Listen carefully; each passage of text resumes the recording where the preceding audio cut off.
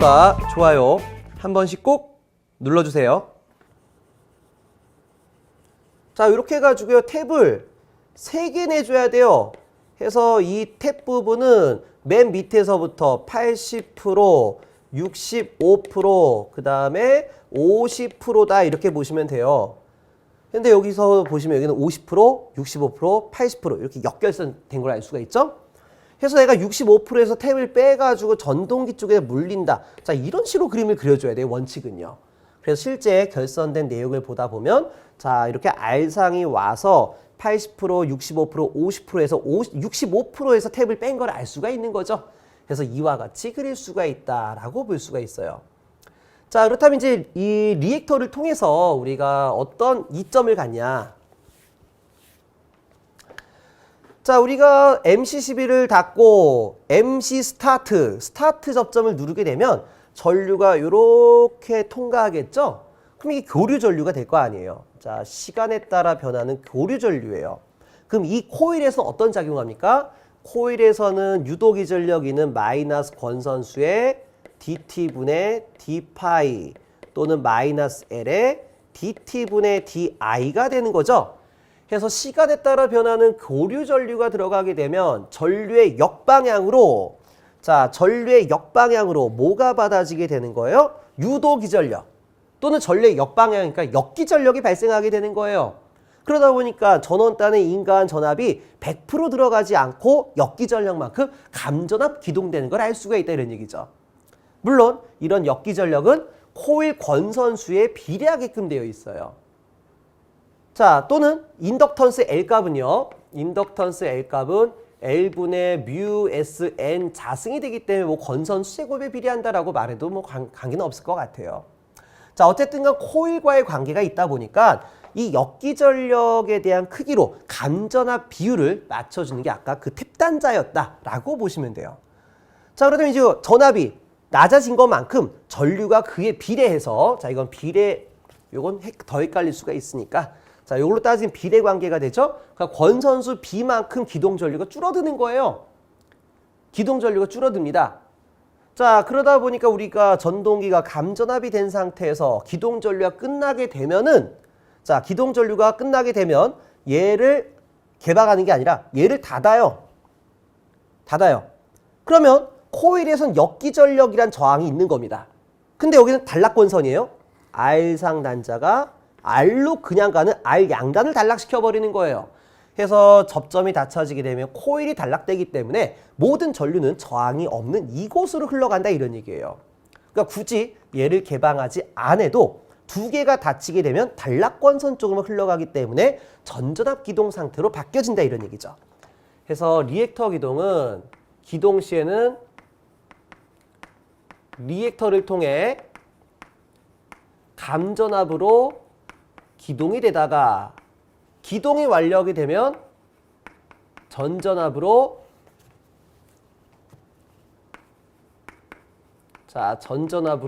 운전을 실시한다라고 보시면 될 것 같아요. 자, 그래서 이제 여기 부분까지 설명드리면 뭐 다 이해가 되셨을 거라 봅니다. 자, 그렇다면 이제 기동 전류, 기동 토크가 얼마만큼 보상이 되냐? 기동 전류는 권선수 B의 역수만큼 보상이 됩니다. 그래서 우리가 권수 B 한번 써보도록 할까요? 자, 권수 B A 같은 경우에는 2차 권선 대 1차 권선, 2차 전압 대 1차 전압, 그리고 1차 전류 대 2차 전류다라고 표현하고 있죠. 그래서 우리가 이 기동용 리액터를 이렇게 그려주고요. 자, 그려주고요. 이때 우리가 65% 탭에서 아까 사진과 같이 이렇게 빼냈다라고 할게요. 자, 그렇다면 이때 코일 전체가 몇 차 코일이에요? 코일 전체가 1차 코일 되는 거고 그 다음에 요만큼 빠져진 게 2차 코일이 되는 거예요.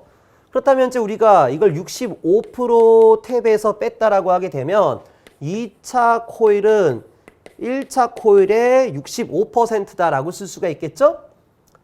그래서 권선수비의 역수다라고 하게 되면은 요거의 역수니까 1차 권선 대 2차 권선이 되고요. 2차 권선은 0.65 N1이 되기 때문에 N1끼리 지워주게 되면 0.65배가 된다 이런 얘기예요. 자, 그래서 우리가 리액터 기동을 하게 되면 기동 전류는 우리가 탭에 설정했던 치만큼 전류가 작아지더라. 65% 탭에 잡아주게 되면 전류는 65%로 줄일 수가 있고요.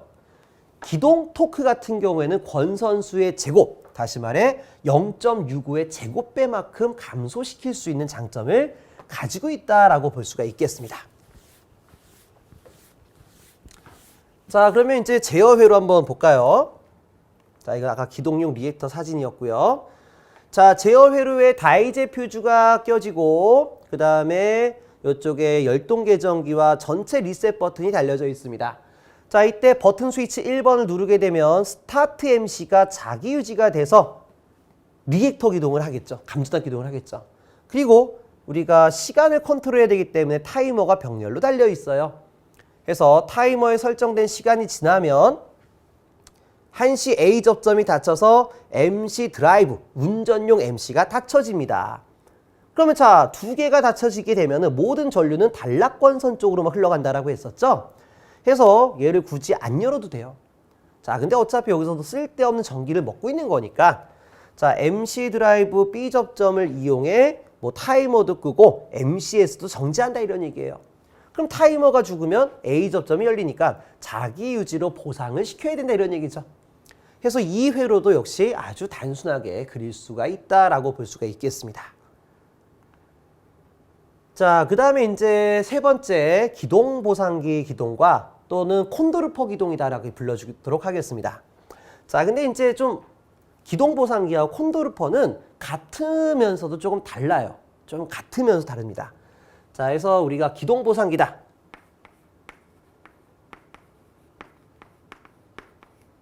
자, 기동 보상기라고 하게 되면은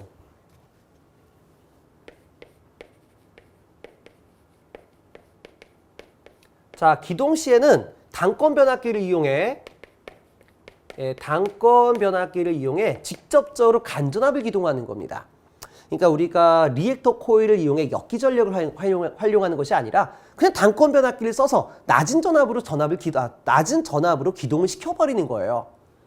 그리고 일정 시간이 지나서 전전압으로 기동을 합니다. 전전압으로 운전을 합니다. 자, 이러면 기동 보상기가 되는 거고요. 콘돌퍼 기동은요. 자, 콘돌퍼 기동은 똑같이 단권 변압기로 기동을 시키고 난 다음에 여기 단권 변압기죠. 요 52N이 닫혀지면 단권 변압기가 됩니다. 그래서 지금 보면 52번 닫히고 52N이 닫히게 되면 요렇게 해가지고 단권 변압기를 통해 감전압으로 기동을 시켜버리는 거예요. 그리고 난 다음에 요 변압기 Y 결선된 부분에 뉴트럴을 끊어버려라. 여기를 끊어버리면 코일 뒤에가 개방돼 버리죠. 그럼 실제로는 코일밖에 안 달려 있는 거예요. 그럼 이거 무슨 기동이에요? 리액터 기동이 된다 이런 얘기예요. 리액터 기동이 된다. 그리고 난 다음에 52S가 닫혀버리면 단락이 돼버리는 거죠. 그래서 52S에 의해서 전전압으로 운전하게 되면은 콘돌퍼 기동이다라고 얘기하고 있어요. 자, 근데 우리 현장에서는 사실 기동 보상기와 콘돌퍼를 크게 구분 두지는 않고 있습니다. 그래서 그냥 여기 적혀진 것처럼 기동 보상기와 콘돌퍼 기동은 같은 말이다라고 생각하셔도 크게 문제는 되지 않을 것 같아요. 자, 그래서 요번에 기동 보상기와 기동 보상기 또는 콘돌퍼 기동은 기동 전류와 기동 토크 모두 다 권선수 B의 역수의 제곱배만큼 보상되고 있다라고 보시면 돼요. 자, 그래서 우리가 기동 보상기용 단권 변압기 한번 볼까요?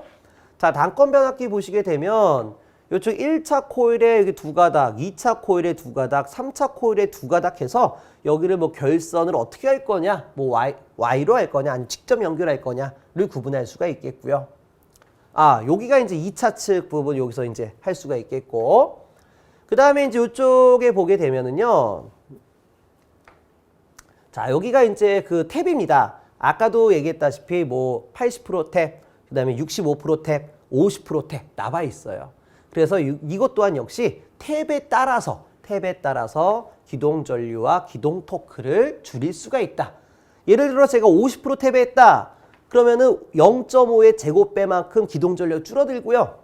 기동 토크도 0.5의 제곱이니까 0.25배가 되겠죠. 그러니까 기동 토크는 25%가 되는 거예요.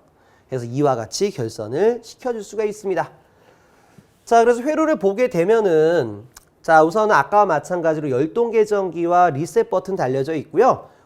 버튼 스위치 1번을 누르게 되면 52N이 닫혀지게 됩니다. 그러니까 여기를 먼저 닫혀서 단권 변압기를 물려놓은 상태가 되는 거죠. 자, 그리고요, 이 52N 접점에 의해 가지고 52번이 자기 유지가 됩니다.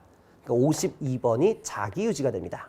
그러니까 단권 변압기를 먼저 물려놓은 다음에 메인 접점이 닫혀지는 거예요. 자, 그래서 52번에 대한 자기 유지가 되면서 2번, 자, 우리가 제어번호 2번은 타이머를 나타내요. 그래서 타이머가 통전되더라. 다시 말해 기동 시간을 체크하겠죠? 그러면 타이머 접점, 기동 시간이 끝나게 되면 여기 있는 스위치가 닫혀져서 52X가 닫혀집니다. 자, 52X 자기 유지가 되면은 자, 52X가 자기 유지가 되면 여기 떨어지고요. 타이머 죽고요. 타이머 죽으니까 자기 유지 물려줘야 되겠죠. 그리고 이 52X에 의해서 52N이 닫혀지게 되면 자, 52N이 소자가 되면 이게 열려지겠죠. 그럼 리액터 기동에 대한 모양을 띠고 있어요. 리액터 기동의 모양을 띱니다. 하지만 곧바로 52N이 죽자마자 누가 붙어요? 52S가 닫혀가지고 52S가 닫혀서 단락권선, 쇼트 이런 개념인 것 같아요. 그래서 단락권선에 의해 전전압 기동이 된다 이런 얘기예요. 그래서 지금 우리가 여기 단권 변압기에서 리액터 기동으로 넘어가고 다시 전전압 기동할 때는 이 부분이 매우 작게 작용하게 되는 거죠. 그냥 쑥 지나가 버리는 거잖아요. 그러다 보니까 우리가 이거를 왜 사용하느냐, 그냥 단권에서 전전압으로 바꿔버리게 되면은 우리가 변화량이 커져서 이때 바뀌어질 때 어떤 개폐 서지가 생겨버려요. 근데 우리가 단권에서 리액터에서 전전압으로 가게 되면 조금 더 부드럽게 넘어가기 때문에 우리가 스위치가 여닫이 될 때마다 발생하는 개폐 서지를 줄일 수 있는 장점을 가지고 있어요. 자, 그래서 이제 우리가 이런 기동 보상기 콘돌퍼까지 이제 알아봤다라고 보시면 됩니다. 자, 근데 추가적으로 우리가 앞에 설명했던 거에 좀 빠진 게 하나 있네요.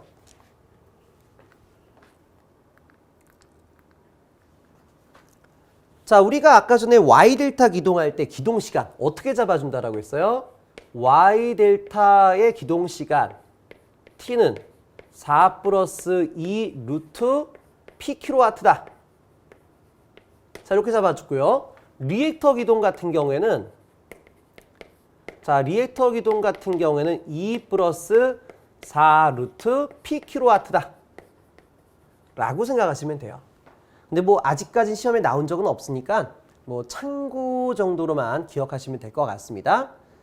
자, 그리고 이제 우리가 아까 전에 기동 전류와 기동 토크를 억제한다 라고 얘기했는데 그 대상자가 뭐냐 이런 얘기예요. 자, 우리가 일반적으로 전전압 기동을 하게 되면 자, 전전압으로 기동을 하게 되면은 자, 회로 라인을 좀 지워가지고 볼게요. 자, 저희가 전전압으로 기동을 하게 되면은요, 우리가 기동전류, 스타트할 때 기동전류는 약 5에서 10배 정도 전류가 커지게끔 돼 있어요. 기동전류가 5에서 10배만큼 커진다. 그리고 기동 토크는 전격 토크의 한 2배 정도 발생을 합니다. 그러니까 상당히 토크도 커지고 전류도 커지게 되는 거죠. 그러면 이제 우리가 이거를 Y델타 결선을 하게 되면은 이때 기동 전류와 기동 토크는 어떻게 될 것이냐. 자, 그러면은요, 여기 나와 있는 기동 전류에 예를 들어 8배라고 할까요? 9배라고 할까요? 이거를 9배? 그럼 9배에 3분의 1 값이 되는 거예요, 이렇게. 그럼 결과적으로 전격 전류 따지게 되면은 자, 이게 9배라고 하게 되면 3IN이 되는 거죠. 그러니까 기동 전류를 3배만큼 줄이는 걸로 억제할 수가 있는 거고, 기동 토크도요, 전전압 기동에 대한 기동 토크의 3분의 1이 되는 거예요. 그럼 이건 어떻게 돼요? 2배가 되면 3분의 2 전격 토크다라고 볼 수가 있는 거죠. 자, 그리고 리액터 기동을 해서 탭을 65%에다가 꼈다라고 치도록 할게요. 그러면은 기동전류 같은 경우에는 기동전류는 A분의 1 곱하기 IS다. 프레임 써야 되겠네요. 그러면 자, 요게 IS가 9IN이니까 0.65 곱하기 9IN이 된다는 얘기고요. 기동 토크 같은 경우에는 A분의 1의 제곱 곱하기 TS가 되니까 0.65 곱하기 2TN이다 라고 쓸 수가 있는 거예요. 그래서 이와 같이 기동전류와 기동 토크를 줄일 수 있다까지 생각해주면 될 것 같습니다. 자, 그럼 이번 시간에는 이런 기동장치 제어 회로에 대해서 좀 알아봤고요. 다음 시간에는 이에 관련된 기출문제 풀어보도록 하겠습니다. 자, 수고 많으셨습니다.